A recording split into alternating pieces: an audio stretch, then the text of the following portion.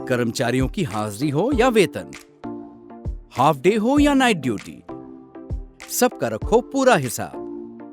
पूरे स्टाफ को मैनेज करो एक साथ एक ही ऐप पर। डाउनलोड पगार खाता।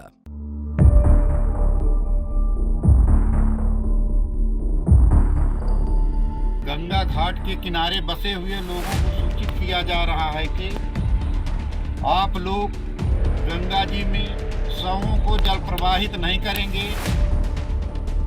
ऐसा करने से विभिन्न प्रकार की बीमारियों एवं संक्रमण का खतरा उत्पन्न हो सकता है।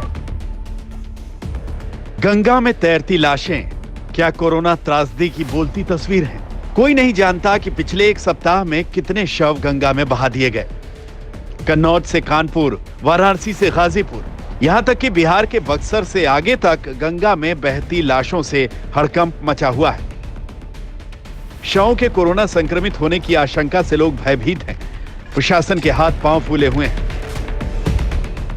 सिर्फ गंगा में शवों को प्रवाहित ही नहीं किया जा रहा, बल्कि गंगा किनारे रेत में बड़ी संख्या में शवों को दफनाया भी गया है। आज तक की टीम ने मौके पर जाकर पड़ताल की तो न सिर्फ कानपुर बल्कि कन्नौज से दिल दहला देने वाली तस्वीरें सामने आई। कानपुर नगर के नाना मऊ घाट के पास बड़ी संख्या में रेत में शवों को दफना दिया गया है।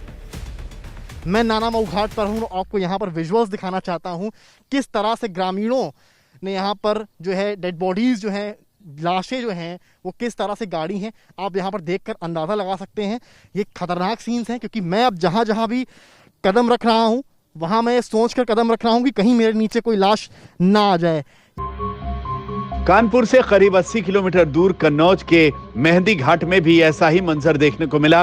गंगा किनारे रेत में शव दफन दिखे। मैं आपको दिखाऊंगा यहाँ पर मेहंदी घाट के विजुअल्स, जहाँ पर आप अपनी नजरों से देखेंगे कि किस तरह से 100 से 200 के ऊपर लगभग यहाँ पर आपको लाशें दफन मिलेंगी। स्पष्ट नहीं कि दफनाए गए शव किसके हैं और उनकी मौत कोरोना संक्रमण की वजह से हुई या फिर किसी और वजह से, लेकिन चंद दिनों के अंदर एक साथ इतने शव दफनाने से शक गहरा गया है। गंगा घाट के किनारे बसे हुए लोगों को सूचित किया जा रहा है। यूपी में प्रशासन अब अलर्ट पर है। सरकारी अफसर जाग गए हैं। यूपी सरकार के आदेश के बाद गंगा के किनारे निगरानी बढ़ गई है। पुलिस वाले मुनादी कर रहे हैं। किसी ने शव को गंगा में प्रवाहित किया तो खैर नहीं। कतई किसी कीमत पे गंगा जी में किसी भी शव का प्रवाह न किया जाए और न ही उसके किनारे गाड़ने की प्रक्रिया है। यह अपने आप में दंडनीय अपराध है। लाशों को बिना जलाए। गंगा के किनारे बसे गांवों और घाटों पर प्रशासन लोगों को जागरूक करने की कोशिश कर रहा है। लोगों को समझाया जा रहा है कि शवों को गंगा में प्रवाहित न करें। ऐसा करना गंभीर बीमारियों और संक्रमण को न्योता है। प्रशासन को आदेश है कि गंगा में कोई शव दिखा तो उसका अंतिम संस्कार पुलिस कराएगी और अगर कोई शवों को प्रवाहित करता हुआ मिला तो उस पर कानूनी कार्रवाई भी की जाएगी। हमने गंगा किनारे पर स्थित सारे जिलों के जिलाधिकारियों को चिट्ठी लिखी है और उनसे आग्रह किया है कि ये सुनिश्चित किया जाए कि गंगा के किनारे पर किसी भी तरह से अधजली या बिना जली हुई लाशों को न दफनाया जाए और न ही उनको पानी में प्रवाहित किया जाए।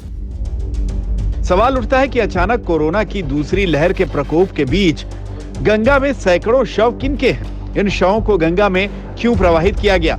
सवाल ये भी कि क्या मरने वाले कोरोना के मरीज थे? विपक्ष सरकार और उसके बाबुओं पर गंभीर आरोप लगा रहा है।